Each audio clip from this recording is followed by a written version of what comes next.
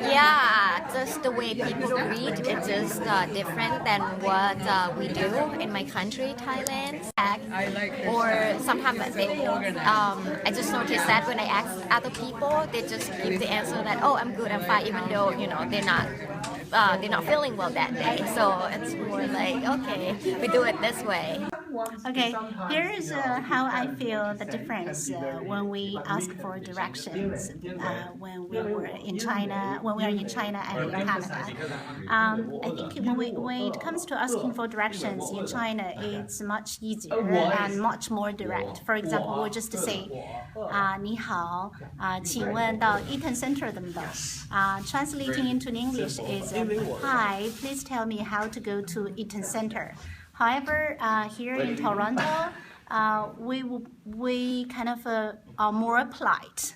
We would say something like, hi, excuse me, could you please tell me how to go to Eaton Center? So in comparison to Chinese, it's like a double politeness because we said not only hi, but also could you please tell, but also excuse me, but also could you please tell me, like a triple. Weird.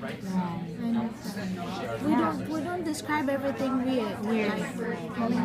So when they say weird, is that really weird? No, sometimes it's not really weird. Sometimes it's maybe something not so ordinary. Maybe somebody did something, but then they said it's weird. And for us, weird has a very strong negative meaning. So weird, maybe somebody just maybe jumped over a big thing and said, oh, I didn't see that coming. That's so weird. So it's different for me.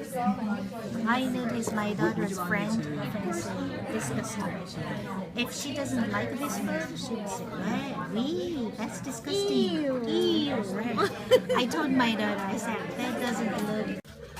When asking about the difference in grammatics between Chinese and English, the most obvious thing I thought about was when you're having a conversation with strangers or somebody that you don't actually know well, you usually end the conversation with have a nice day, have a good day, something like that. It's a kind gesture, and it's also show real politeness. But in Chinese, it's not always the case. You usually just end the conversation with goodbye, and that would be enough. Okay, because my English is not that bad, I don't have serious linguistic problems. But I faced a bit of cultural problem when it comes to the way people express their opinions. I'm Persian, and in Persian culture, you're very direct. You simply speak your mind. You openly criticize, and it is culturally accepted. But the Canadians are not like that. They're a bit more diplomatic than we are.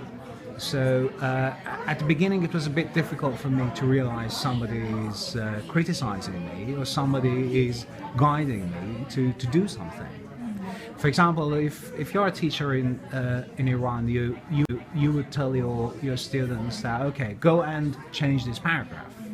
But that wouldn't really happen frequently here, at least at the university level where I am. The teachers might tell you that I like the idea, you start very well, but if I were you, I would think about changing that paragraph a bit. In Persian culture, that means really that. It means if I were you, I would do that. It doesn't mean I should do that. So a bit of culture. Okay, so in China, it's very common for people, say when two friends see each other on the street, it's very common for them to ask each other, 哎，你吃了没? Which literally means, did you eat or have you eaten? It's just a way to say hi.